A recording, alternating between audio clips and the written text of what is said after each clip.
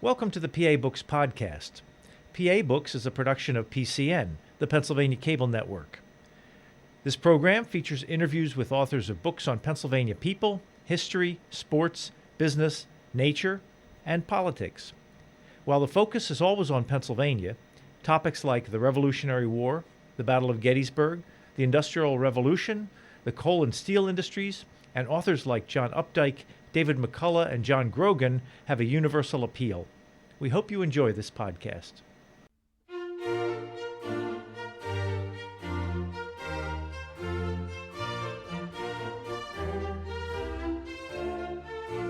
This week on PA Books, Joseph Ellis, the author of The Quartet.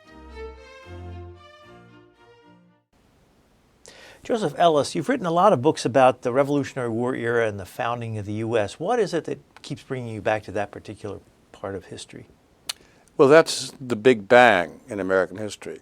It's the explosion that radiates out into the 19th and 20th and now 21st century. It's the place where we discovered our identity as a people and a nation and created the institutions, the republic that continues to exist and is the oldest enduring republic in world history. So it's the same reason when they asked Willie Sutton why he robs banks. And Willie said, because that's where they keep the money.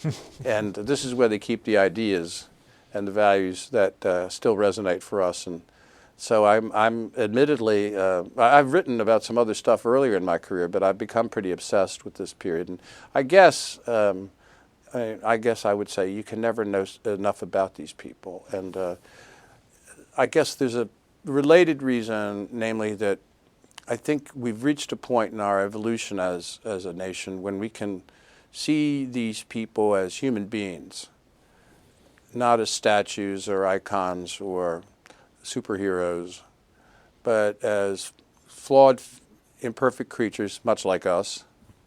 And that indeed, if they're really perfect, why in heaven's name would we be interested in them? Because we have nothing to learn from them.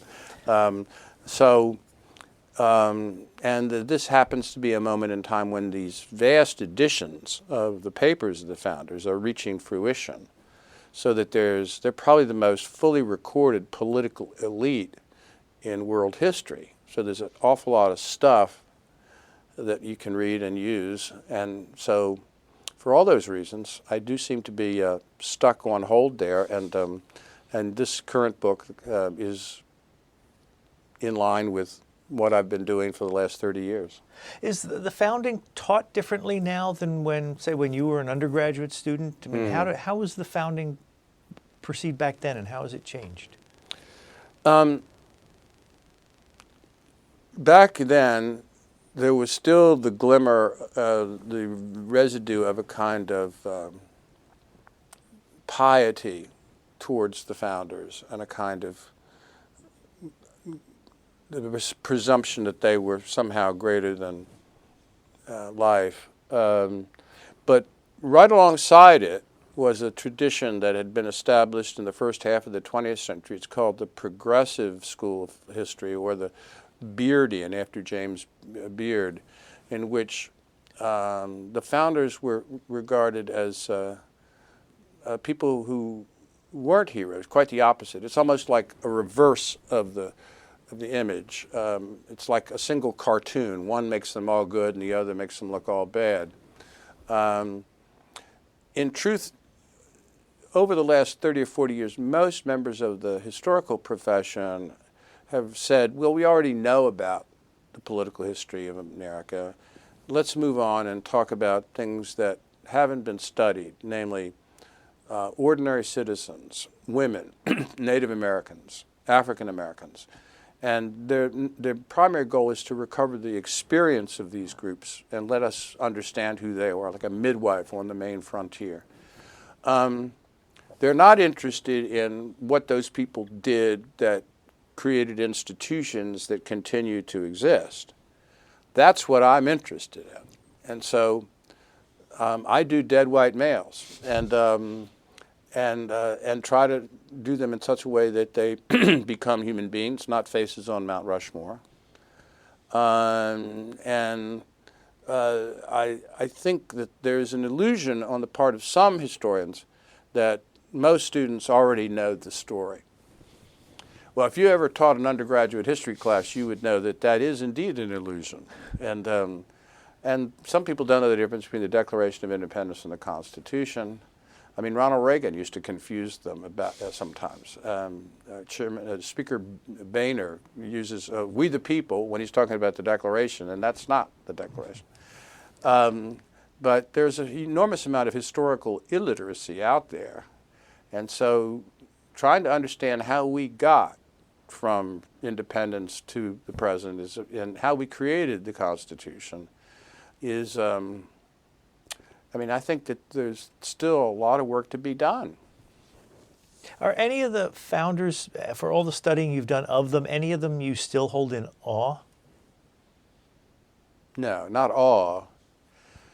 There are people that I feel more affection towards. John Adams, because he's the vainest and the most honest of them all. And he's the one you'd like to have a beer with, maybe a Sam Adams beer. And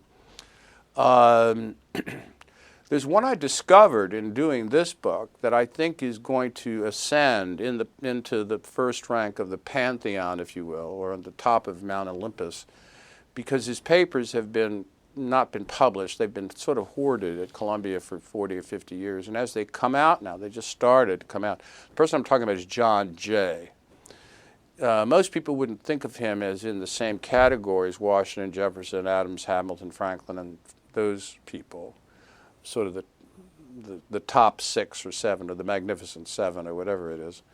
I think he's going to start being talked about in that way. He's got a criminal justice college named after him in New York, but that's because he was the first Chief Justice.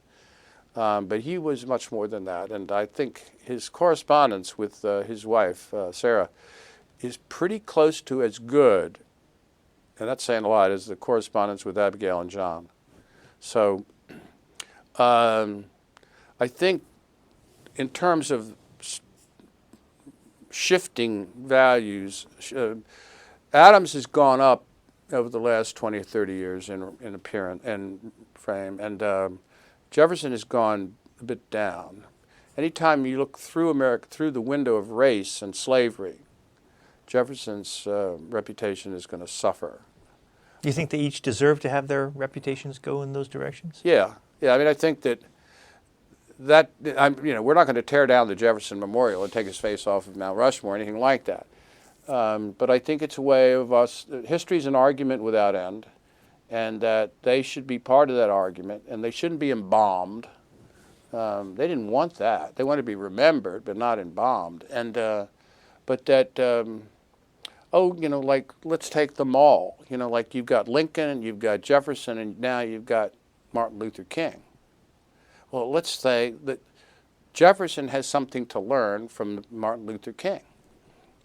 Jefferson's core ideas get translated by Lincoln to mean no slavery, and get translated again by King to mean no segregation. Would Jefferson have understood all that? I think he would have understood the slavery part. I'm not sure whether he'd been able to understand the integration part, but that on them all, we now have a conversation going that is the one that Americans ought to continue to have, and you go up and you go down in those things. And right now, he's not down, but he's not in the place he was before. For all the studying you've done, what do you think now of George Washington? Washington remains the greatest. He's not necessarily the person you want to talk to. He doesn't say anything. But he is the foundingest father of them all, and he's the leading figure in both American foundings, the winning of independence and the creation of the new nation and the Constitution. He's president of the Constitutional Convention and the first president who actually implements the values of the Constitution. There's not going to be any scandals about him. There's not going to be a Sally Hemings in his legacy. And the more you look at him, the more impressive he becomes. So he stays there pretty much near the top. You write about him, conspicuous aloofness came so naturally to Washington that it is often difficult to know when he was acting and when he was just being himself. Yeah, that's. I like that line. Do you like that line? And I wrote a book on him called His Excellency. So I've read all the Washington papers. You were on this program for that. And I was on this program to talk about that. And so that at some point in his life, during the war, early in the war, Washington went from being a man to being a monument. And after that time, almost everything he says and does and writes is being written or said with an audience in mind, the immediate audience, and then even us, posterity. So he's posing. And it's very difficult then to know. And so when you get back to the early Washington, before he knows all the fame that's going to happen to him, his letters are much more revealing. And in fact, he goes back twice, in 1786 and 1797, to go edit his correspondence and airbrush out the more conspicuously adolescent, at times juvenile, at times very ambitious character back there. But Washington not only remains the iconic figure and at the top of, I mean, see, if you asked all the great founders, like, let's say Benjamin Franklin's the wisest in this city, that's good to know. Hamilton's probably the most brilliant, would have got the highest grades on the LSAT. Jefferson's the most intellectually sophisticated and has broader range. Madison is the most politically agile. If God were in the details, Madison would be there to greet him upon arrival. And who's the one I'm not mentioning? Jefferson, Adams, Hamilton, Madison, and Franklin. Okay. But if you ask all of them, who is the greatest, they would all say the same thing, Washington. And if you say why, the one-word answer is judgment. Judgment. There are 4 or 5 things in Washington's life where he has to make a judgment. And if he doesn't make the right judgment, American history goes off in another direction. And recovering the difficult, and like all the big things in our lives, we have to make decisions before we have enough evidence to know what the right decision is, right? Like who you're going to marry, you know? And he always makes the right decision.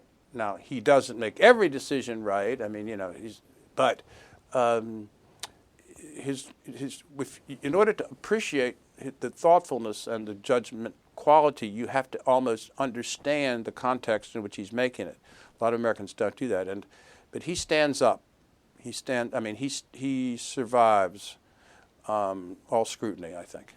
A lot of your book covers the portion of the country that was governed by the Articles of Confederation and the turmoil that led to the Constitution. Was George Washington paying attention then? I mean, from the time he resigned from the Army and went down to Mount Vernon, was he still active politically and aware of what was going on? Yeah, he retires from office in 1783. He goes down to Annapolis to surrender his sword in a great sort of Cincinnatus ceremony. It's interesting, there wasn't even a sufficient quorum in the Articles of Congress it was illegal what he did, but they said, we'll fake it and we'll have a quorum here. He cares a lot about what's going to happen after he leaves, obviously.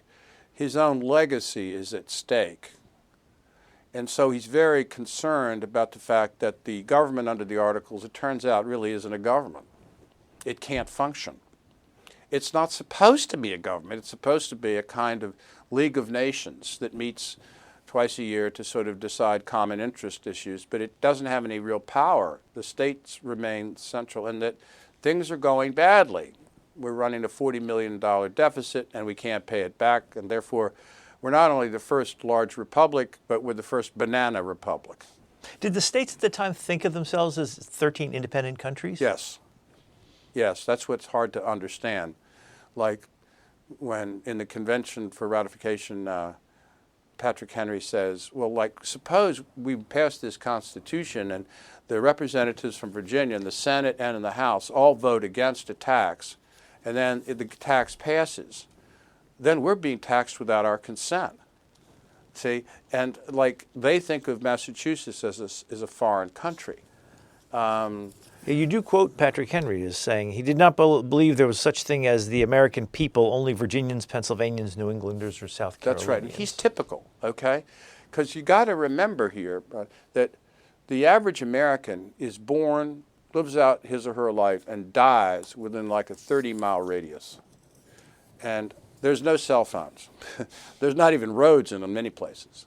And so one's allegiances tend to be local, and one's perception of political representation seems to be, well, I want somebody to represent me who is a neighbor, who understands my interests.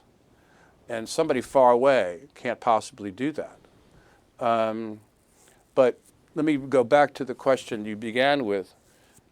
Washington in the early 1780s is committed to remaining under his vine and fig trees at Mount Vernon. He does not want to leave Mount Vernon. Why? Well, he's already said to the world, I have given up my power and I'm stepping aside, and Cincinnatus cannot come back. You quote him as saying, my day is done. That's the other thing in another way. Namely, there's a letter to Lafayette. Lafayette's made a visit. He loves Lafayette. Lafayette's like his second son. And he writes to Lafayette just after he's left and says, this is probably the last time we will have seen each other. And he said that I feel myself going down the stream of life. Though I am of an excellent condition, physical, I am of short-lived family. No male member of the Washington clan lived past their 50s. He's 52. And he says, the hourglass is turned. I'm closer to the end than the beginning. But I shall not regret. I have had my day. He thinks it's over.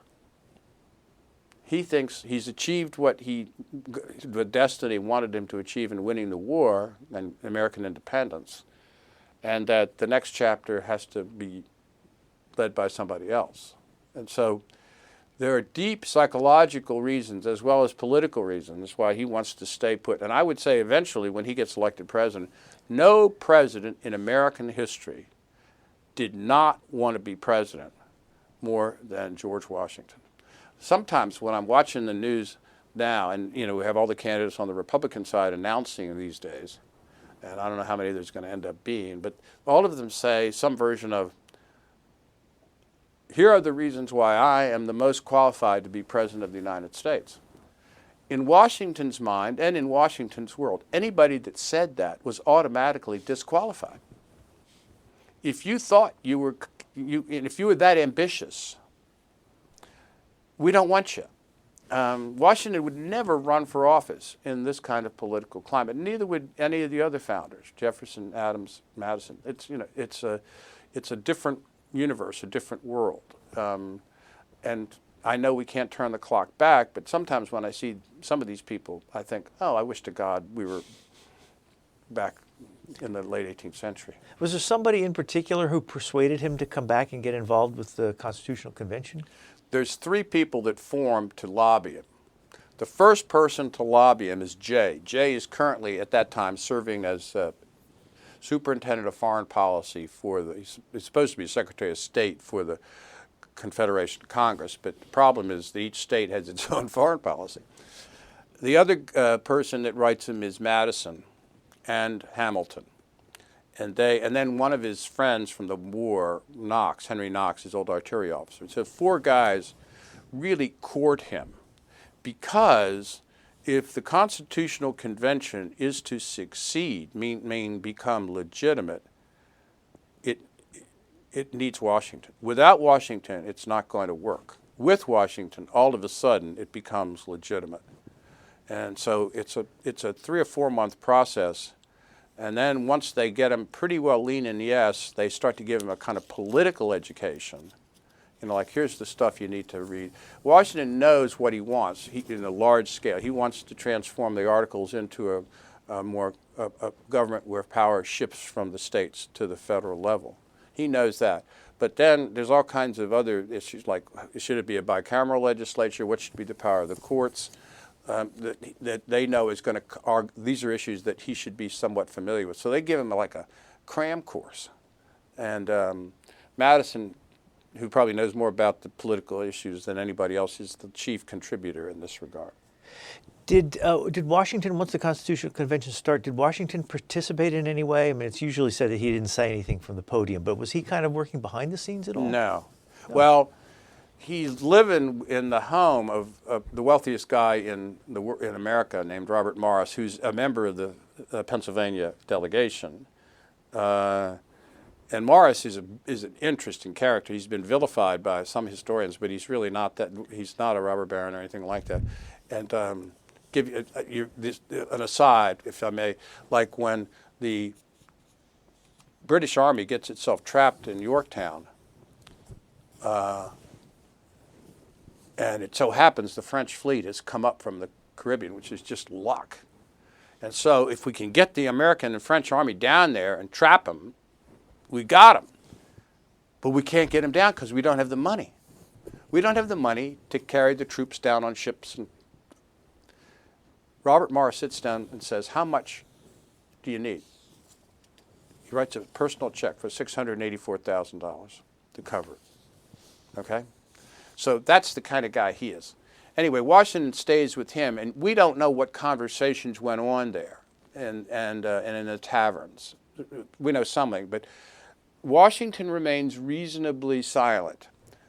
He establishes a very strict order that precludes any communication with any outsider during the time that this convention is going on. And when someone leaves some of the record on the table, he calls attention to that and says, whoever did this, after we're finished, come pick this up and then do it.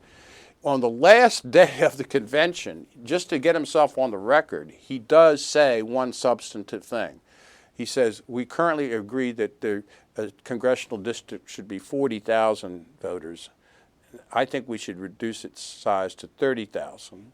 So they all say, oh, well, if you want to do that, we'll do that. And so they do that. But otherwise, he is indispensable, but he doesn't make much of a substantive contribution at all. His role is symbolic. How did the Constitutional Convention come about in the first place? I mean, whose idea was it, and was it legal what they did? Good questions. Like, the person who raises the question and calls and requests a calling of the convention is Hamilton. This is why I'm saying this term, the quartet, works. It might seem impossible to believe, but 4 guys are the leaders. And they are, again? They are Hamilton, Madison, Jay, and Washington. I'm not saying they did everything, and I'm not saying that they are superheroes by any stretch. I've made a 30-year career of not wanting to believe in superheroes, but they take the lead. And in this one instance, there is this convention called in Annapolis, called the Annapolis Convention, which is designed to just discuss interstate commerce, and because there's no cooperation. New York is charging tariffs against New Jersey and da-da-da-da-da. And so they call this convention, and only 5 states show up. It's a total failure. But Hamilton comes from New York, and Madison comes from Virginia. And Hamilton says, look, let's use this failure to call for a more general convention. Now, this is like some journeyman boxer gets knocked out and now threatens to challenge the champion of the heavyweight champion of the world. It's like audacious that he does this. But what happens in between the Annapolis Convention and May of 87 is something called Shays' Rebellion. And that creates unease in the country. It's overinterpreted. I mean, a lot of people think, the country's going to fall into anarchy, that's really nothing that bad is going to happen. And they tend to exaggerate it a bit, though Madison actually believes his own exaggerations. He thinks that the British inspired this, that the British are looking to retake New England after the war, all kinds of things. But it creates it's a triggering event so that earlier proposals for a convention fell silent. They never make it to the floor of the Congress, of the Confederation. This time, Hamilton proposed it, and they say, oh, okay. We will recognize the need for a convention charged to revise the current government under the Articles of Confederation. Not to replace them, but to revise them. Washington, Madison, Hamilton say, and Jay say, the only reason to meet is to replace them. To revise them is half a loaf, and that's worth nothing. You've got to go all the way or nothing here. So they're prepared, once they gather, to set the agenda in a way that is technically illegal. They're not supposed to do that. They're violating their mandate. But they're already agreed beforehand that that's what they're going to do. Was anyone in the Congress of the Articles of Confederation at the time who also went to the Constitutional Convention? Yeah, a bunch of them. Did anybody try to say, wait, you can't do this? No, because the people, if they did, they didn't get it recorded. And what happened was, it was like there's a delay in they're supposed to meet in middle-May, and they don't end up getting a quorum until late May of 1787. So there's like a 10-day hiatus, and during that time, the Virginia delegation is all there. Madison convenes that, and Washington's on that, and they bring in some other people from Pennsylvania, another guy called Gouverneur Morris, and they say, we would like, as the first item of the convention, to propose this plan, the so-called Virginia plan. That sets the radical agenda. So sometimes these people show up late, like the whole New England delegation is late because bad weather in New England, heavy rains. By the time they get there, the agenda's set, so nobody can really, challenge it. And they have to work within the framework of that agenda. There's three groups, okay? The people like Washington, Hamilton, Madison, who they want to replace the Articles. They want radical change. There's a moderate group that want to revise the Articles. Some of them come from the current Congress.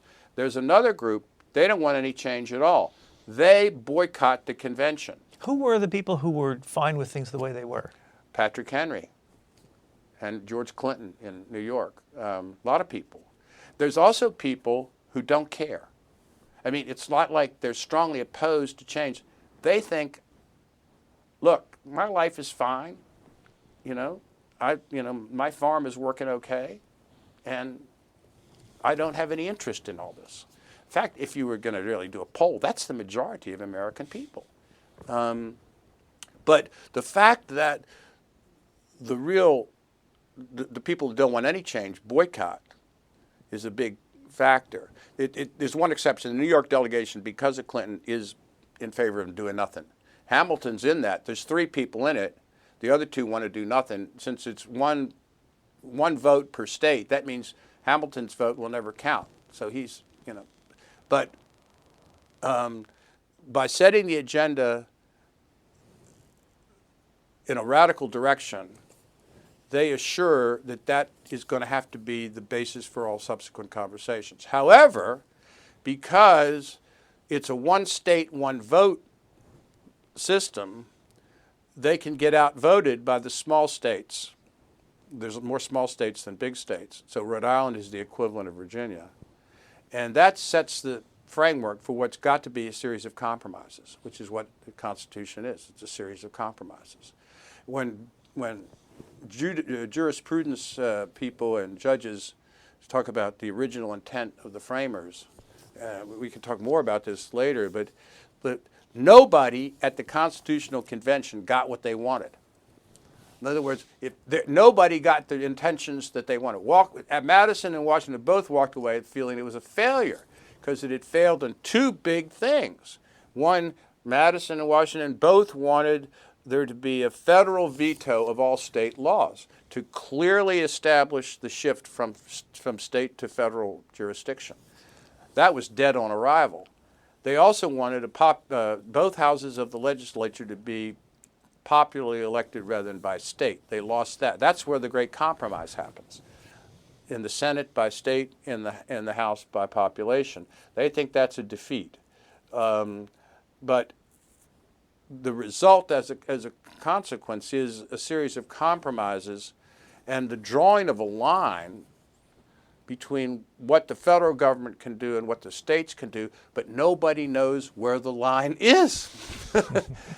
Madison says, we've drawn a line. Yeah, well, but the people in South Carolina think the line's here, and the people in Pennsylvania think it's here, and the people in Massachusetts think it's here. So one of the beauties of the Constitution is to set up a framework in which there are no solutions.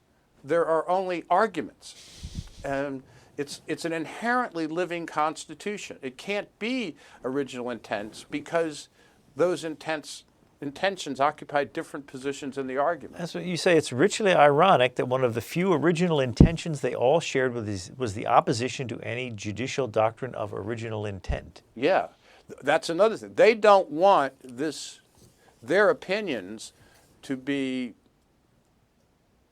cast in stone for subsequent generations. And Jefferson's most lyrical about this, even though he's not officially one of the framers. He said it would be like asking somebody to wear the clothes that he had as a child when he was a man, and so they expect they want to be remembered, but they don't want to be embalmed at that moment. I want to ask you about a couple of the other characters. You mentioned Robert Morris, yeah, and you say at one point, I want to talk a little bit more about him, because you say within a few short months, Morris had made himself the most powerful figure in the American government, second only to Washington as a national leader. You also say Arthur Lee from Virginia said the accumulation of offices in this man, the number of valuable appointments in his gift, the absolute control given him over all revenue officers, his money and his art, render him the most dangerous man to the liberty of this country. Right. Lee is a paranoid, and Lee also thinks Franklin is a secret agent of the British. That Lee has different people that he variously decides on. He is psychologically disturbed fellow, but Robert Morris is a perfect target because Morris is the wealthiest guy in America. He's making money during the war, and they say, "Aha!" Well, he's making money mostly by running pirate ships that capture British things, and he is also, signing these notes for for American goods from France and blah blah blah blah blah.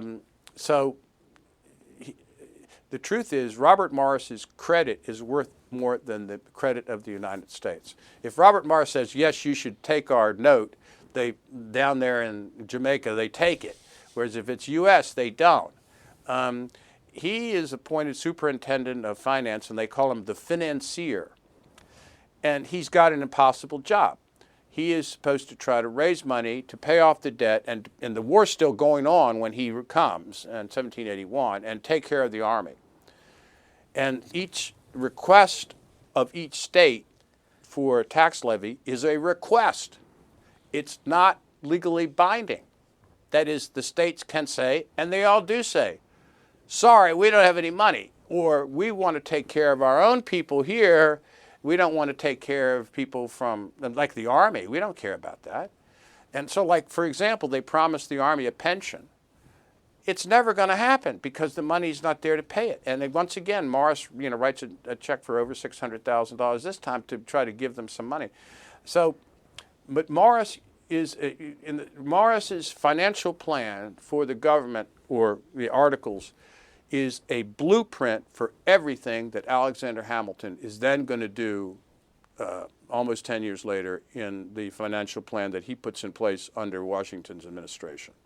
Everything that he does, the assumption of the debt, of the state debts, the paying off of the debt in full, the creation of a national bank. All those things are what Morris wants to do earlier, but he can't do it because the states remain unwilling to pay. The other Morris you mentioned, Gouverneur Morris. He is the one who came up with the phrase, "We the people of the United States"?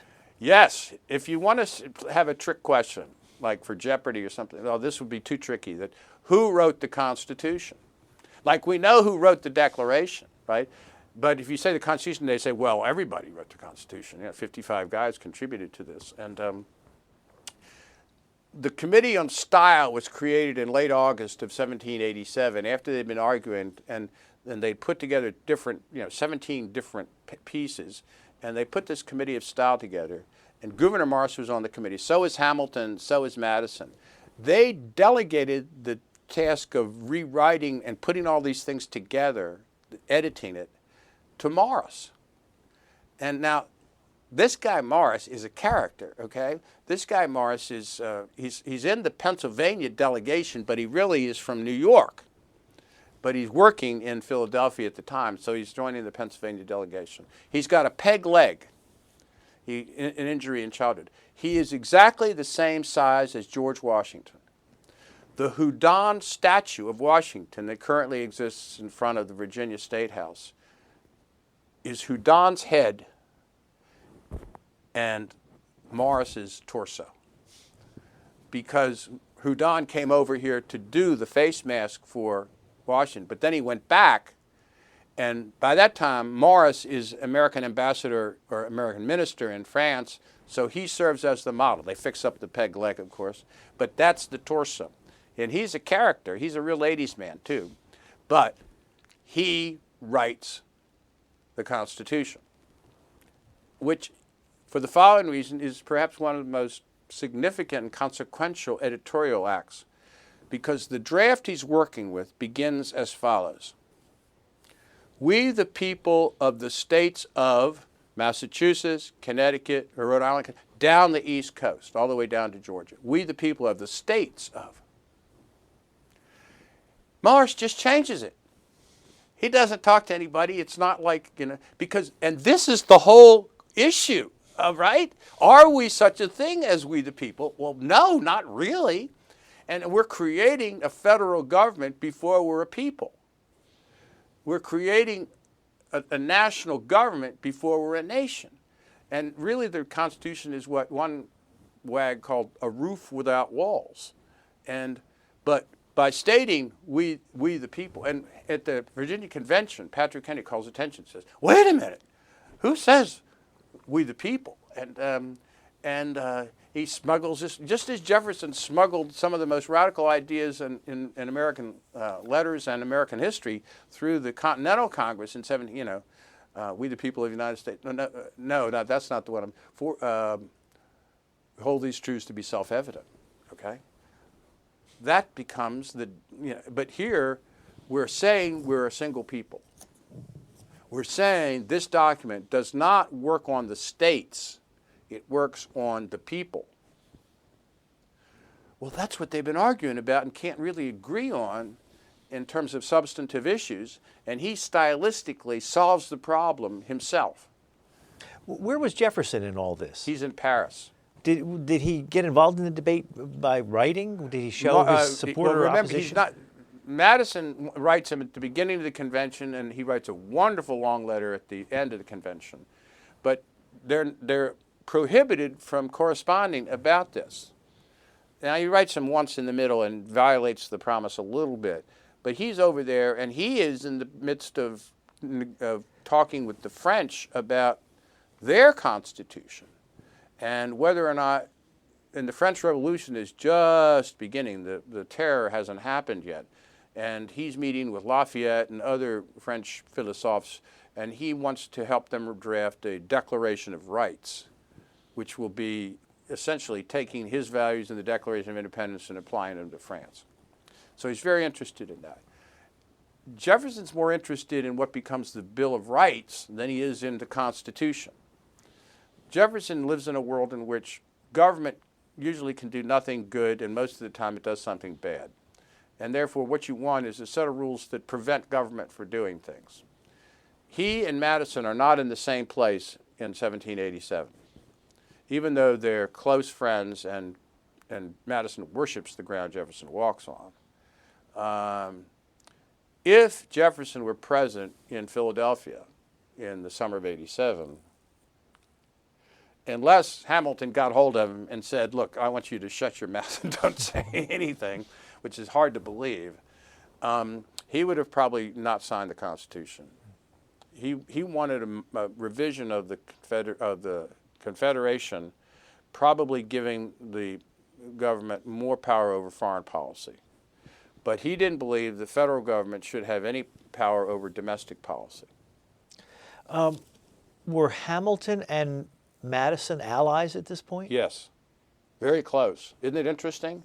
Because you know that a few years later they're going to be bitter enemies.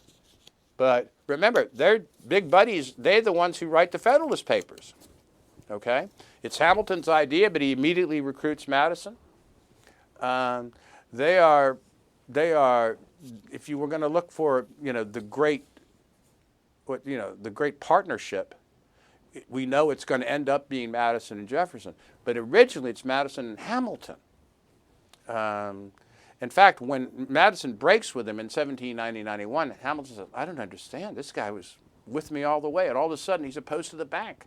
And he doesn't understand. Madison really does a 180.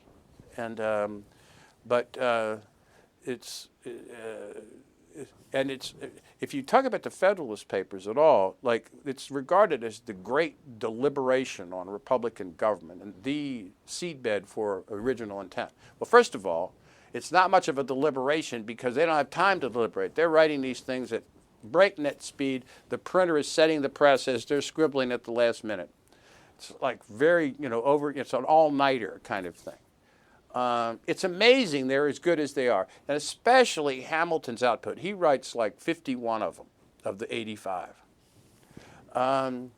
Also, it's one side. It's not both sides of the debate. It's the Federalist side of the debate. It's not the Anti-Federalist side. But notice there's no such thing as the Anti-Federalist Papers because the Anti-Federalists are all divided by state. And they can't see beyond their own state. And so they can't write about anything at a higher level. And that's the beauty of the Federalist Papers. But it seems to me that the Federalist Papers, which were originally written to influence the debate in New York, they come out in time to be influential in Virginia. But what they become influential as something to attack by the people opposed to it, like Henry.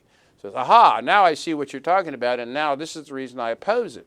But the Federalist Papers have probably been more influential in Supreme Court decisions in the 20th and 21st century, than they were actually influential in the debates back in the late 18th century.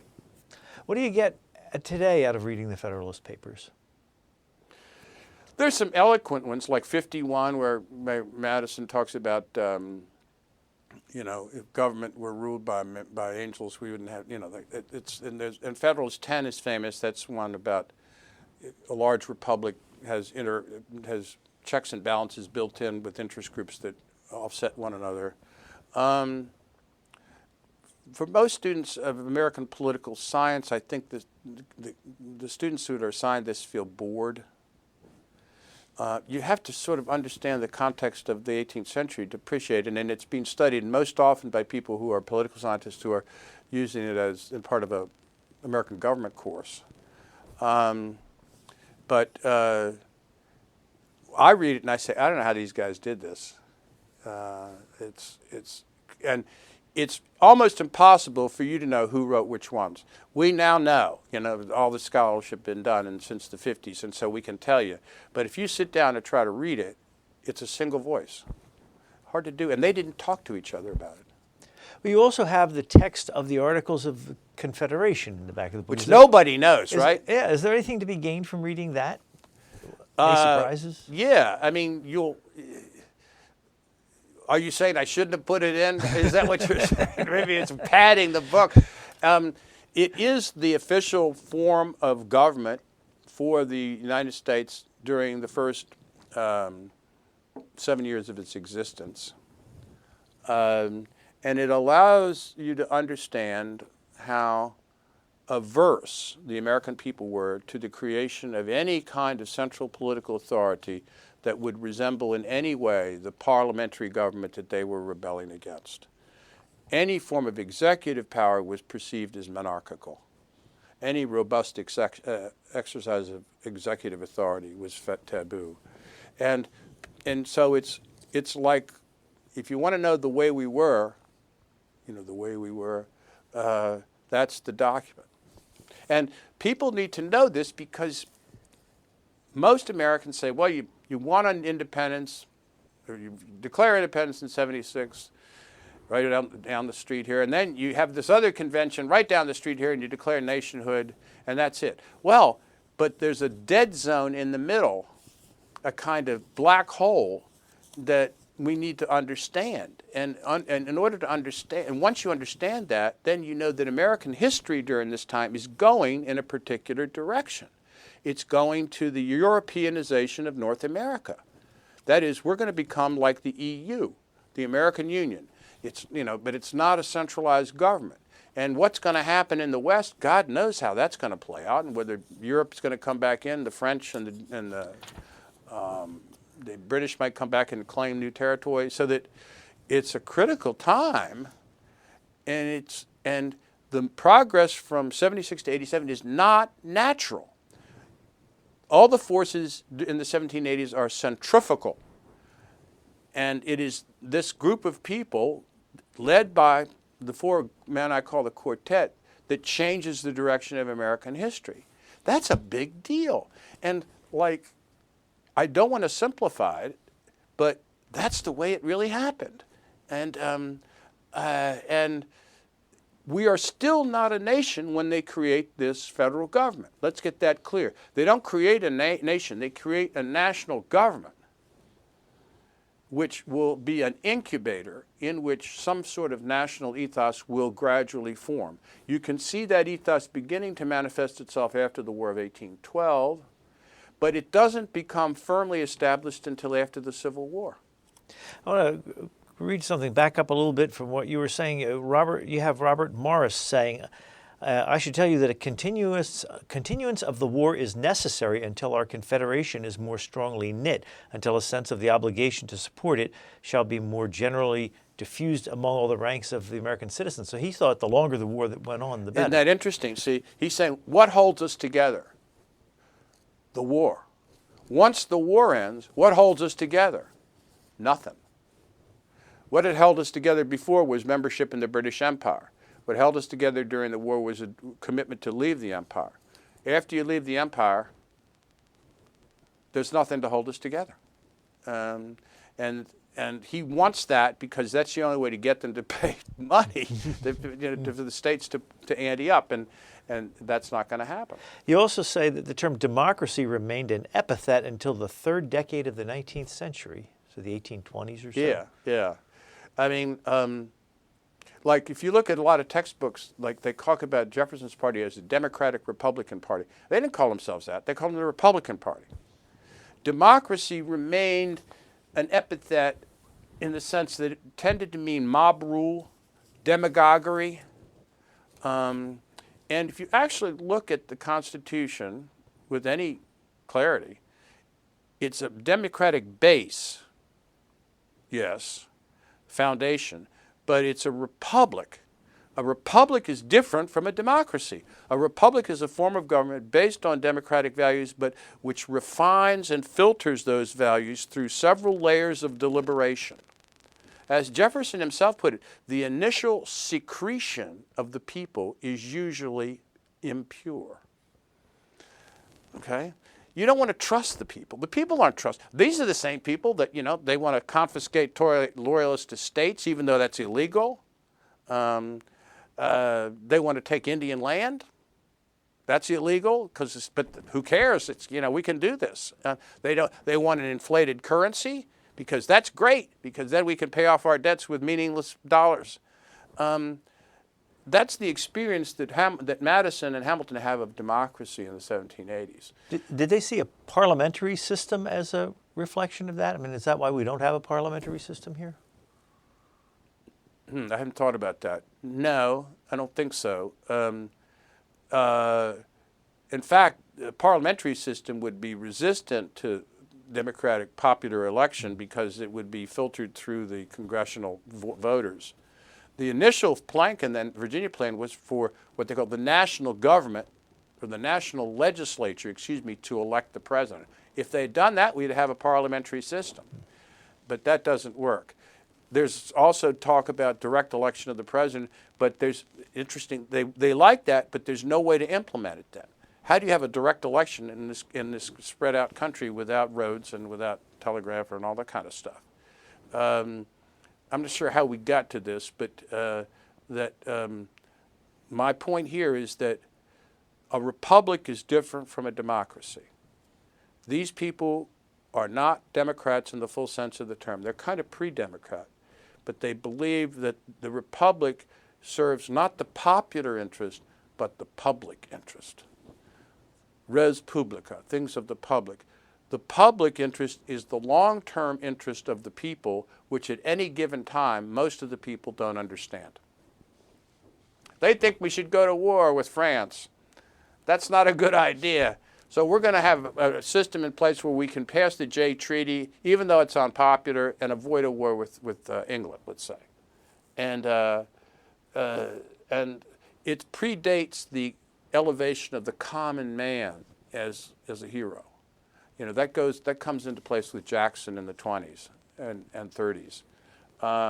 So there is an egalitarian ethos to the American Revolution, but it still hasn't reached its fruition in the 1780s. We still have these hierarchical assumptions, you know, and now hierarchical assumptions, but you got guys like both Robert Morris and Alexander Hamilton. Hamilton's literally a bastard, comes out of nowhere. Morris is an immigrant from Liverpool, starts with nothing, okay? So if it's an aristocracy, it's a natural aristocracy. It's not what Jefferson called a tinseled aristocracy. But it doesn't presume that the bulk of the people at any given time know their own self-interest. Is the country today more democratic now, or are those insulations still holding? I think it's more rhetorically democratic, but I think it's become plutocratic. I mean, I think that they would be aghast at the role that lobbyists play and the degree to which money controls elections. Nobody that I know of in the late 18th century would run for national office in the situation that currently exists in the United States. In fact, they would think that you were crazy. And in fact, you got to be crazy to run for office. You really do. And the qualification for office for them is someone who doesn't want it. But I think that there's more. Then it was perfectly fashionable to say, like Hamilton once did, the people, sir, is a great beast. Nobody can say that now. Okay, you're not allowed to say that. It's more rhetorically supportive of the notion that the people decide it'll always be the right decision. Well, we're not going to have time to talk about all the things I'd like to ask you about, but I have to ask you about this one. John Dickinson wrote something in, I think, 1776 that was called the Dickinson Draft, and you say, in truth, one of the most revealing documents of the Revolutionary era, not in spite of, but because of its intellectual incoherence. Correct. What happens is, right here in this town in 1776 in the summer, before the Declaration, they decided to form three committees. One to draft a statement that's going to be the Declaration. The other to draft an outline for a government of the United States if we declare independence. And the third to draft an outline for foreign policy. Jefferson does the first one. Adams does the second one. The third one. Dickinson does the second one. And it's a committee of 13 people, meaning every colony is represented. And they try to put together a document for the new government, and they cannot agree. They cannot agree about slavery. They cannot agree about proportional representation versus single state representation. And so what becomes of the Dickinson draft eventually becomes, after a lot of tweaking, the Articles of Confederation. But originally, more people wanted something a little bit more national. They can't get it. It's not passable. But it's almost the first time when all the agenda items are going to hit us in the 19th century. Slavery, states' rights versus federal rights, power of the courts. It's the first time we think about these things. And if you think about what they were doing, it's like they think, okay, we'll just put this committee together. We'll solve all these problems in a couple of weeks in the summer of 76. Impossible. They were trying to do something impossible. And when the Constitution was finally done and unveiled to the public, and you say in here essentially the public was told, take it or leave it. That's what happens. How did the public react? There was a lot of reporters in each state. There were 1,648 delegates in 12 states. Rhode Island boycotts the whole thing, and they boycott everything. And there's a lot of newspaper coverage, but a little over 90% of the newspapers are Federalist. The press wants a federal government. There are some states, however, where, like New York, where the press is under the control of one party, in this case the anti-federalist, the Clinton party, and so that prejudices it. There is a kind of national debate, but most people in the debate wanted to be able to say, we agree with this in the Constitution, we don't agree with that. We'd like to change that. They don't have that option. And they say, well, we would like to reconvene the convention and change this. They don't have that option. Who said they don't have that option? Madison. Madison's the one that gets that He in. could get away with just saying that?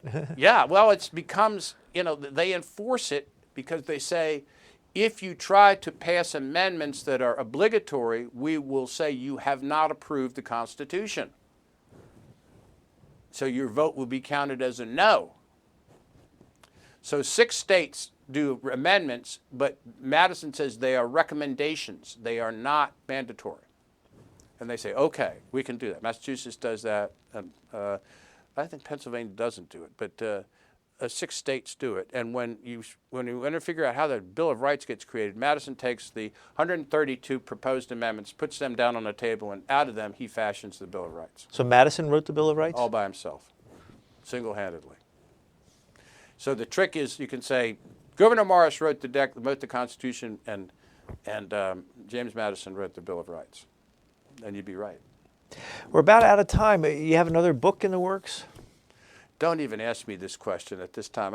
I'm happy with what I've done here, but my interest in Jay has been spiked, and I think I might want to work on him. But right now, I'm going to rest on my laurels for a bit. Well, we've been speaking with Joseph Ellis. He is the author of this book, The Quartet. Thank you very much. It's been my pleasure. You've been listening to a podcast of PA Books, a production of PCN, the Pennsylvania Cable Network. We'd like to hear from you. Our email address is pabooks@pcntv.com. Like us on Facebook to learn more about PA Books.